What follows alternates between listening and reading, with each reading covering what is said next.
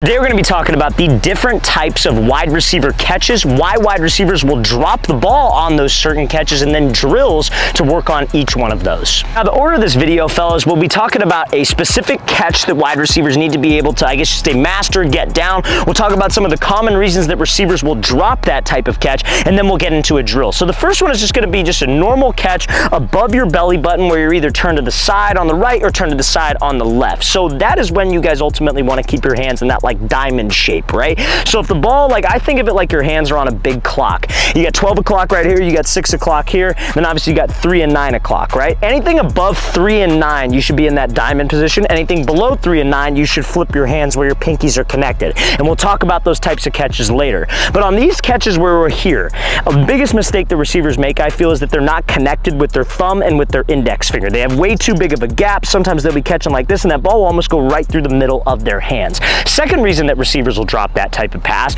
like they're running an out route, a post route, whatever, is that ball, they'll watch it all the way in, but when it hits their hands, they start to peek upfield too quick. So we're gonna give you guys a great drill to work on those two elements of it. Looking it all the way in, taking a photo of the ball with your eyes when the ball hits your hands, and making sure your thumb and your index stay connected. Now, before we get into this drill, fellas, if you are a wide receiver and you would like to train with myself and my staff of coaches this off season, we're gonna be traveling out to 15 different states across the country for 2-day-long QB and wide receiver training camp. So guys, check out that very first link in the description below if you're interested and if you would like to train with us. We're going to be coming out to San Francisco, California. That camp, guys, literally has 3 spots remaining. Then we'll be coming out to Orlando, Florida. That camp has about 8 spots remaining, you guys. Then we'll be heading out to Phoenix, Arizona, Charlotte, North Carolina, Austin, Texas, Seattle, Washington. Then we'll be coming out to Las Vegas, Nevada, Chicago, Illinois, Newark, New Jersey. Then we'll be heading out to Birmingham, Alabama, Houston, Texas, Boston, Massachusetts, Columbus, Ohio, Boise, Idaho, and finishing off our tour in Los Angeles, California. So guys,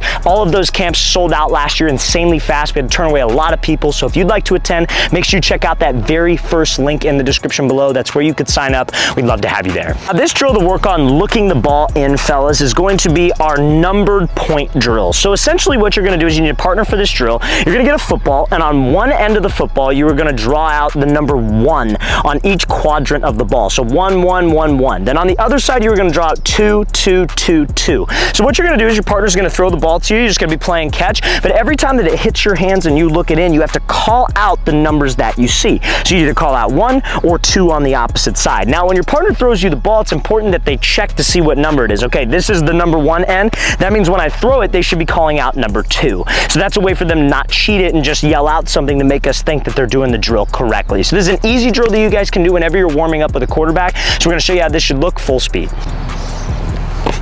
1. Now, the next type of catch that we're going to be discussing today is going to be an over-the-shoulder catch, right? So this is for like a deep fade, a deep post, a corner route versus man coverage where the QB is trying to drop this thing in the bucket. So the reason why a lot of receivers will drop this type of pass is that ball will be thrown, and when they track this thing into their hands, they'll have this gap between their pinkies, right? Remember, we talked about this before. Like if it's a low pass, we want my pinkies to be connected. Same thing when it's an over-the-shoulder pass, I want my pinkies to be connected. Now, the other reason that guys will drop it is that they will show their hands too early, and we're going to give you a great drill to work on a concept called late hands. So when you're running a fade ball, or let's just use fade because it's a simple example. You got a DB who's on your inside hip. We're going vertical, ball's thrown over the top. You don't want to be showing your hands super early because you're letting that defender know when he sees that football make contact exactly where to punch that thing out. We want to be late with my hands. So by late hands, I mean you want to trust your eyes and catch this thing about at your chest level so you can put it away and give that DB less time to recover. So like I said, we're going to give you a great drill to work on that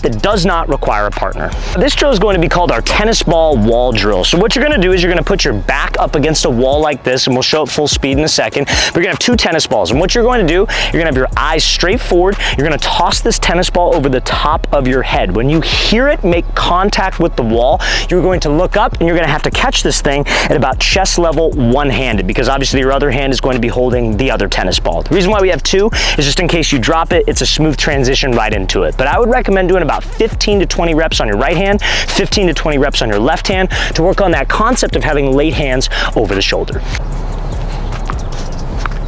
Now, the next type of catch we're gonna be discussing, fellas, is those catches that are like below your waist or a low pass, right? So if you're running, like, let's say I'm running like a slant over the middle, quarterback throws the ball low, we have to flip my hands, pinkies stay connected, and we have to watch this thing all the way in. Now, the reason why a lot of receivers will drop those passes is that they don't have a quick enough reaction to flip their hands. So they'll be running and they'll almost push the ball down, and when you push the ball away like that, you're obviously going to drop this thing. So we have to flip my hands, pinkies connected, and guide this thing in. But the key is reaction time. So we're gonna give you a great drill again that's solo, using tennis balls. Don't need a partner for it that's going to be able to test that reaction time. Now, this next drill, you guys need 2 tennis balls again. You need a wall, just like the drill we discussed before for over the shoulder catches. But essentially what you're gonna do, this is our eyes closed tennis ball catch drill. So you're gonna turn to the side just like this. You're gonna be facing the wall, and you're going to toss this tennis ball off the wall, but your eyes are gonna be closed. As soon as you hear that ball hit the wall, you have to open your eyes, track the ball, and catch the ball. So it works on that quick reaction time that we need for a low pass when I have to flip my hands. So we're gonna show you how this should look full speed. You should try to do about 15 to 20 reps